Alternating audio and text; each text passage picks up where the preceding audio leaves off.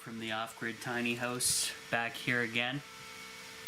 Wanted to shoot a little video on a little prepping. You guys may, if you follow my channel for extended period of time, you may know what this is. This is a cheap survival knife, Chinese survival knife. Comes with the holster and the whole thingamabob. You got slingshot capabilities on the holster itself. So you tie in your elastic tubing and use that. They gave you a bunch of cordage. This is actual paracord. This stuff is actually too, but it seems like a crappier material. Now, some things that I've added just to fill up, get the space taken up, is just a small. This is just a small, cheap, full tang paper cutter, but sharp and for just doing fine work. Very cheap, very affordable. Pick something like this up. Obviously you can just use a pocket knife or something, whatever you're comfortable with. I just threw that in there. Here is the knife itself. It's the Wartech USA 440 stainless steel, made in China. I'll get into the blade in a second. Here we have, this actually did come with it, and I kind of got it wrapped around the holster of the knife. This is also for the fine work. It's a full piece of metal, as you can see. It's got a bit of paracord, bottle opener, different openers, and then a little hook here.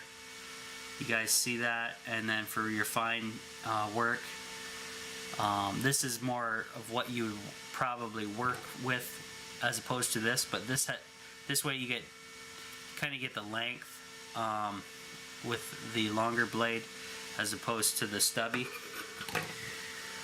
And then inside the holster comes out the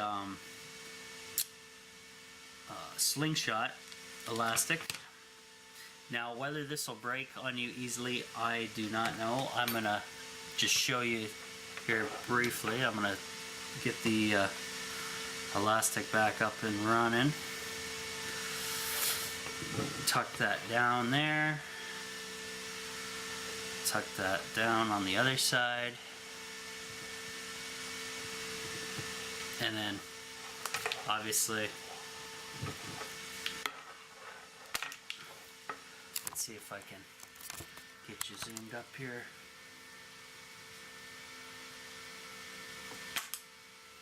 And see, ripped already. What you can do though, because of see how crappy now this was kept in a cool, dark place, this rubberized tubing, but it's already breaking. So it's literally garbage for a prepper or survival situation. So what you can do, since I did pull on it, and I pulled on it in the reverse, it made a little hole, but that is only to demonstrate how crappy the tubing is. Because if you pull this way, sure, you're going to get a good shot, right? But eventually, right there, I pulled it once, we got a rip already. So it's this crappy material from China that's not going to help you guys. You're going to get, see, it's got worse already. You get 1 to 2 pulls. I'm not even pulling it. I'm pulling it the proper way, but it's because the material is degrading, self-destructing by itself. It's no good. It's literally junk. And that's why it is no longer in my main bug-out bag. But it's nice to show you guys to be aware of such a things. And you can tell from the discoloration, it kind of has different spots on there. really crappy material. It's pretty much going to be useless. You may be able to use it for a tourniquet until that snaps off. Now, here we have the actual other end of the spectrum where you'd put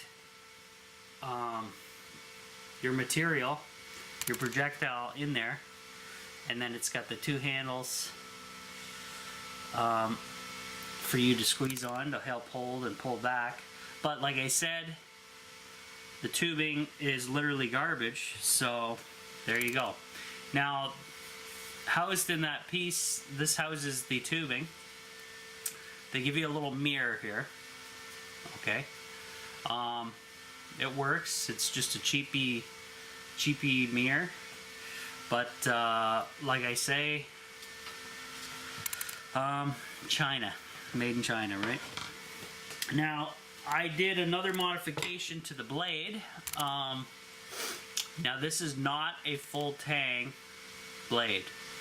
The metal ends about right here. And I'm going to show you that and why that's important. Most people know.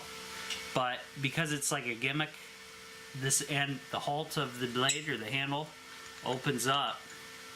And they give you some gimmicky stuff. But, you know, useful. So we got a little compass, a little button compass. I'm going to set it down. And it absolutely works just fine.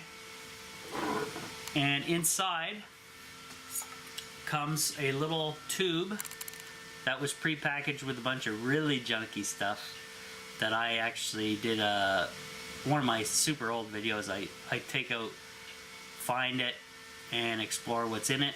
I've only kept out of this entire package the fishing line and hook, and I'll open that in a second and show you.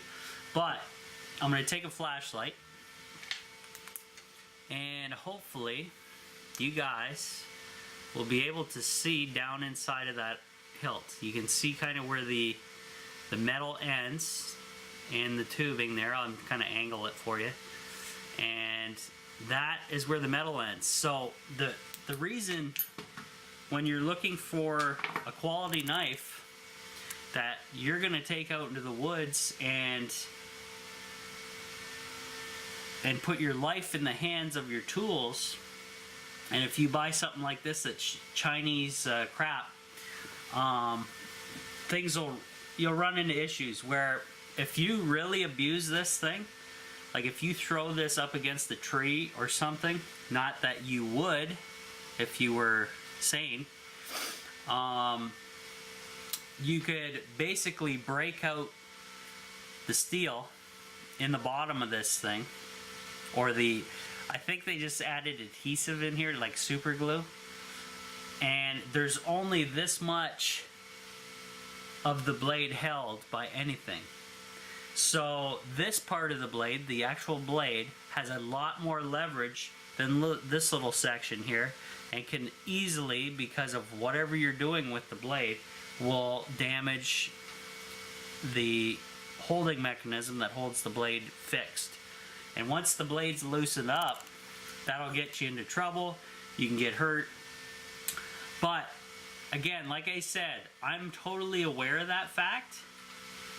And this is the kind of knife you don't want to abuse whatsoever. Because if you don't know the fact that your blade ends here, and you have all this leverage putting pressure on this little tip down here, then you know not to abuse this. Use this for light stuff, guys. Light stuff. I wouldn't even... I've tried it, but maybe cutting thin little branches with the saw end would be okay. But eventually, down here at the fixed end, it's going to wear off, like I keep repeating. So just be aware of that, guys. Other than that, it's a good knife. If this was a full fixed blade and you didn't have the little compartment in here, that'd be a decent knife, I would say. Obviously, I had to give it a little sharpening because fairly dull when I bought it. It's sharp, but you can definitely fine tune the edge. Now, let's open up the compartment here. I got the wood stove cooking in the back, so I'm gonna tilt you back down. So we got the little compartment here. It is not a waterproof container because there's no rubber in here. Obviously you could make it waterproof. Now what I did was, here is the fishing line, the original fishing line and hook that came with it. That's the only thing I kept out of the kit. I added a candle. People are big, well, I'm big on candles because you light the wick, you have a flame established here, you can light other things quickly, blow out the candle, continue to use it. Whereas, let's say if you, like basically if I took a lighter, lit this, and then conserved all the fuel, the rest of the fuel in my lighter, then I could use this to set fire to different spots and blow this out and reuse this over and over again until it runs out. So that's kind of the idea with the candle. Now the rest of this is basically, I threw in a ton of micro matches. These are fire steels, guys. This one has, I pulled the coating off of here so I can actually show you with that.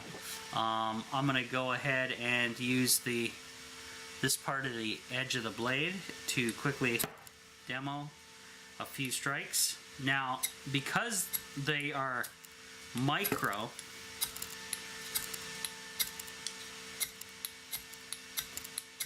you see a little spark there. They're very difficult to handle, as you can tell. Now, what I'm going to recommend to you guys, if you ever get micro ones, for whatever reason, first I'm going to tell you don't, but if it's all you have, what I'm going to tell you to do is bundle these and then take some tape or whatever cordage you can, bundle all these together and make it a hell of a lot easier for striking. So what I'll do is I will do that. I'm gonna just grab some electrical tape quick and I will tape these together and show you why that's important.